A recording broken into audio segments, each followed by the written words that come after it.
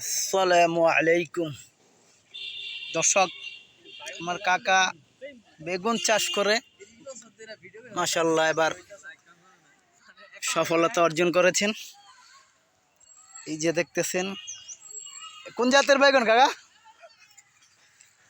এই যে দেখেন হাইব্রিড, কত সুন্দর বেগুন। হাইব্রিড জাতের লাল তীর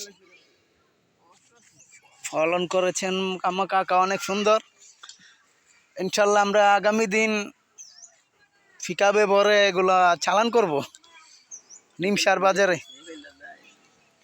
এই যে আমাদের কাকা বেগুন চাষ করে একদম সফলতা অর্জন করেছেন। কাকা অনেক খুশি, হ্যাঁ একদম কি খুশি দেখছেন। সাদা গমনই বের না বাইগন